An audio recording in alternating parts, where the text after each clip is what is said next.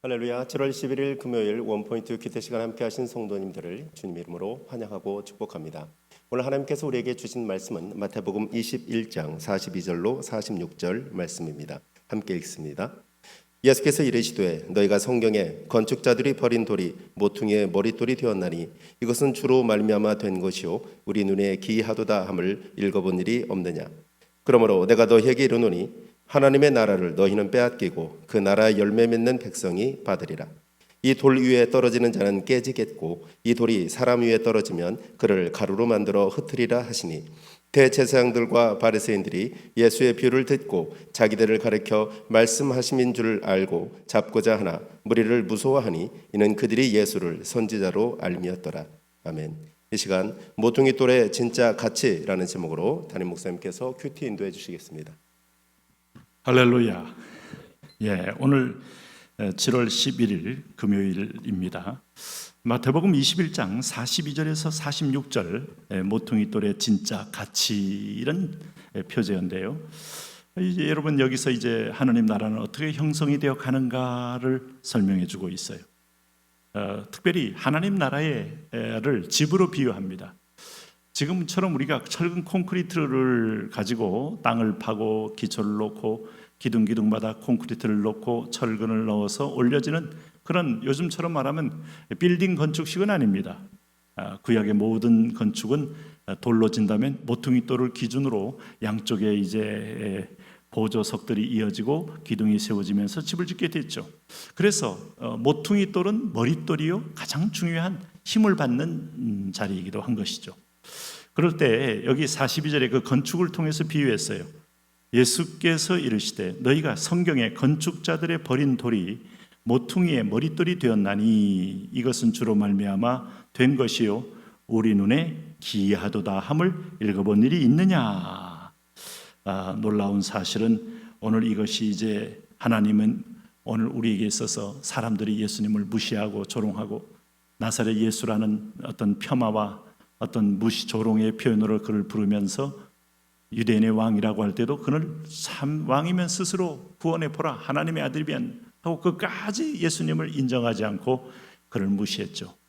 그래서 버리어서 골고다 언덕에 버려진 채석장에 버려진 돌이 돼서 그는 죽임을 당한 겁니다. 건축자들의 버린 돌이 그러나 여호와께서 그를 택하여 하나님의 나라의 머릿돌이 되게 했다. 우리는 이 빌립보서에서 하나님이 그를 지극히 높여 모든 이름 위에 뛰어난 이름을 주사 하라는 하나님의 약속과 선포를 우리는 듣게 돼요. 버림받은 돌은 예수님의 자신인데 유대 지도자들은 이것은 쓸모없는 거고 하나님을 우리가 신뢰하는데 방해꾼이고 이단하다 하면서 버린 겁니다. 그런데 하나님은 구원의 기초석으로 그를 삼으셨다 하는 겁니다. 세상의 평가에 대해서 너무 연연하지 마세요. 이 땅의 평가는 반드시 공의롭지 않습니다. 반드시 진실한 것도 아닙니다. 인간의 욕심을 따라 평가의 모든 모습은 달라집니다. 너무 거기에 일희일비하지 마십시오. 하나님이 당신의 인생을 평가하는 평가만이 진정한 우리를 보는 판단이고 평가입니다. 예수님은 바로 그런 분이었다는 거예요. 제자들까지도 그분이 아닌 줄 알고 다 도망가지 않았습니까? 마가는 겉옷이 벗겨져서 속이 다 속살이 드러나는 걸 알고도 튀지 않았어요. 베드로가 소자 앞에서 예수님을 3번이나 저주하고 맹세하고 부인하기까지 그는 자괴감이 들 정도로 예수님 모른다고 하지 않았어요. 누구도 그 버린 사람의 편에 선 사람은 없어요. 그런데 하나님만이 약속대로 예수님을 머릿돌로 삼으셨다 이거예요. 그래서 누구든지 그의 이름을 부르지 않으면 구원이 없고 하나님 나라가 이룰 수가 없어요. 그러므로 43절 말씀 보세요. 그러므로 내가 너희에게 이르노니 하나님의 나라를 너희는 빼앗기고 그 나라의 열매 맺는 백성이 받으리라. 누굽니까? 너희는 그를 버린 자들입니다. 버린 종교 지도자들이고 버린 그 백성입니다. 그래서 사도 바울도 더 이상 이 복음을 거부하는 그들에게 오늘 더 이상 전하지 않고 이 복음이 이방 땅으로 향한다고 그랬어요.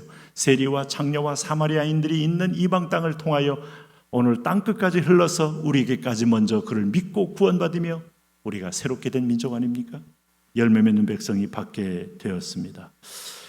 그러므로 여러분 이게 보세요. 예수님은 하나님 나라를 열매 맺는 다른 백성에 갖다 주신다고 한 예언이 그대로 이루어진 건데 믿음으로 반응하는 새 백성, 이게 바로 하나님의 나라에 이제 새롭게 구성된 공동체입니다. 이게 바로 교회입니다. 교회.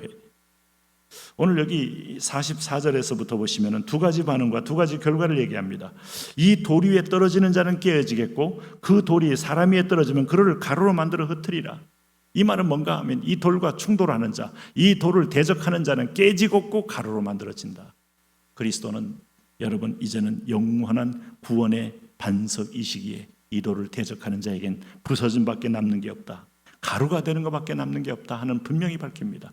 예수 없는 구원, 예수 없는 종교 통합, 깨어지고 가루가 될 수밖에 없어요. 전능자가 보고 계세요.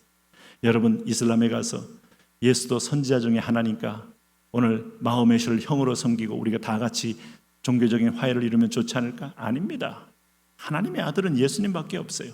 그를 여러분 적당한 마음으로 회유해서 예수를 전하지 못하게 하는 자 앞에 그와 충돌되는 그 위에 떨어지거나 그를 부딪히는 자에게는 가루가 될 수밖에 없는 일이 벌어지게 되는 겁니다. 그래서 마지막 종말이 올 때 우리는 예수의 유일성을 흔드는 게 사단의 최대의 목적이고 전략이고 신학이라는 걸 잊지 마세요. 하나님 없는 신학, 예수 없는 신학, 얼마나 여러분 이 우리를 미혹하게 하는지 모릅니다. 이럴 때 종교 지도자들이 어떻게 반응합니까? 45절 46절 보세요. 대제사장들과 바리새인들이 예수의 비유를 듣고 자기들을 가리켜 말씀하신 줄 이제 비로소 거울을 보게 되고 있는 거예요.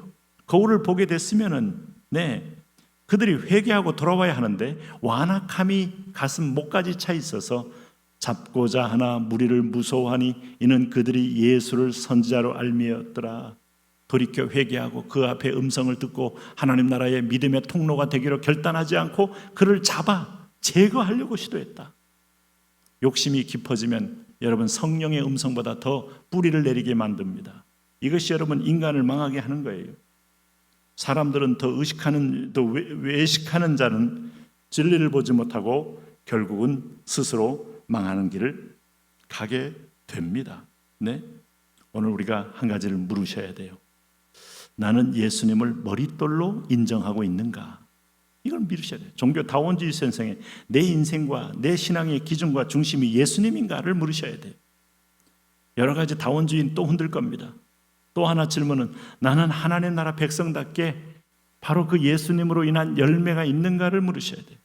그리고 나는 사람의 시선보다 하나님의 시선을 더 의식하는 전능자 아래에 있는가 하는 것도 물으셔야 합니다.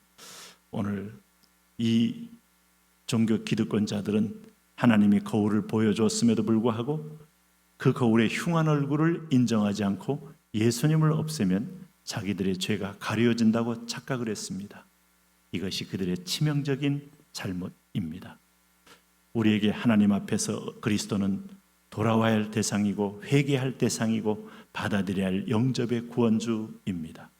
하나님 주를 만날 때마다 끊임없는 기독론을 흔드는 세상 속에서 유일한 길이신 그리스도를 우리의 고백으로 신앙의 길로 삼아 흔들리지 않고 주를 오히려 증거함으로 적진을 깨뜨리고 담을 뛰어넘는 승리자의 삶을 살게 하여 주옵소서. 예수님 이름으로 기도합니다. 아멘.